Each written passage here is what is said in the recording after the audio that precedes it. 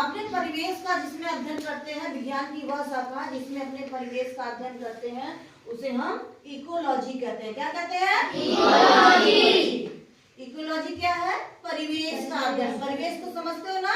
हमारे अगल बगल क्या है, जैसे हम लोग विद्यालयी परिवेश में रह रहे हैं। अभी आप बाहर जाएंगे आपको नदी मिलेगा, तालाब मिलेगा, सड़क मिलेगी, पंचायत भवन मिलेगा, सब क्या है हमारे आसपास के परिवेश है, ठीक ना। अब पारिस्थितिकी तंत्र जो है वो दो घटकों से मिलकर बना होता है, सजीव और निर्जीव। सजीव घटक समझते हो? जो श्वसन करते, सजीव घटक में जो भी जीवित है वो सजीव घटक में आ जाएंगे। और सजीव घटकों को तीन भागों में बांटा गया है, उत्पादक, उपभोक्ता और अपघटक। अब इसका मतलब क्या है? उत्पादक मतलब जो अपना भोजन स्वयं बनाते हैं। उत्पादक मतलब जो अपना भोजन स्वयं बनाते हैं, यानी कि हरे पौधे, ठीक ना। हरे पौधे क्या है? उत्पादक है। कोई पूछ देगा उत्पादक का उदाहरण बताइए तो आप क्या बताएंगे? हरे पौधे। हरे पौधे क्यों? क्योंकि हरे पौधों में क्या पाया जाता है? बताइए। पौधों का हरा रंग किस कारण होता है? शाबाश, क्लोरोफिल के कारण पौधों का रंग हरा होता है। और उसी के कारण वो क्या करते हैं? सूर्य के प्रकाश की उपस्थिति में भोजन बनाते हैं, इसलिए उनको क्या कहा जाता है? उत्पादक, ठीक ना। और एक चीज उनको कहा जाता है स्वपोषी। क्या कहा जाता है? स्वपोषी, क्योंकि वो अपना भोजन स्वयं बनाते हैं, इसलिए उनको क्या कहते हैं? स्वपोषी। अब हम आते हैं उपभोक्ता पे। उपभोक्ता क्या होते हैं? वो अपने भोजन के लिए उत्पादक पे डिपेंड होते हैं, ठीक ना।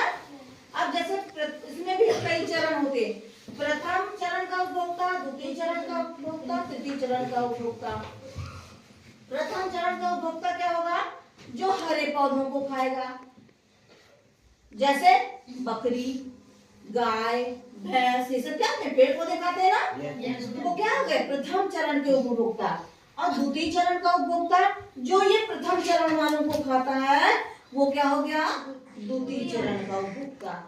और तृतीय चरण का उपभोक्ता जो इन द्वितीय चरण वालों को खाता है वो क्या हो गया? तृतीय चरण का उपभोक्ता। बहुत सारे एग्जाम्पल मिलेंगे, जैसे टिड्डा है। टिड्डा किसे खाता है? पौधों को खाता है। तो पौधा हो गया उत्पादक और टिड्डा क्या हो गया? प्रथम चरण का उपभोक्ता। और उसको कौन खाएगा? टिड्डे को खाया मेढक। मेढक क्या हो गया? द्वितीय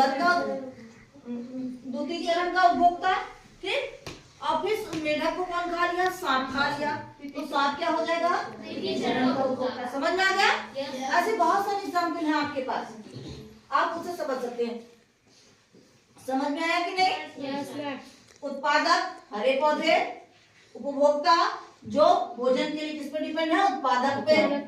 प्रथम चरण का उपभोक्ता हरे पौधों पे, द्वितीय चरण का प्रथम चरण पे और तृतीय चरण का द्वितीय चरण पे। मतलब जो एक दूसरे को खाते, हमारी श्रृंखला बनी। अगर क्या हो, अगर कोई एक ही जीव को सारे लोग मार के खा जाए, क्या होगी? हमारी खाद्य श्रृंखला बिगड़ जाएगी। समझ गए ना? इसलिए जिस भी जीव, जो भी जीव है, उनको ये नहीं कि ये हमारे बेकार है तो उनको सबको खत्म कर दो। सबका कहीं ना कहीं रोल है हमारे परिवेश में खाद्य श्रृंखला बनाने में, ठीक ना। अब हम आते हैं अपघटक। अपघटक क्या होते हैं? जैसे हम कोई जानवर मर जाता है, आप देखते हैं ना कितना बदबू करता है, मगर उसी जानवर के ऊपर अगर हम मिट्टी डाल देते हैं तो क्या होता है? वो बदबू खत्म, और कुछ दिन में वो जानवर गल जाता है, खत्म हो जाता है, क्योंकि उसमें हमारे सूक्ष्म जीव होते हैं, वो क्या करते हैं? उनको खत्म कर देते हैं खाकर के। अपघटक, ठीक ना। अगर अपघटक ना हो तो क्या होगा? पूरा मार लग जाएगा लाशों का, पौधों का, जंतुओं का लग जाएगा ना।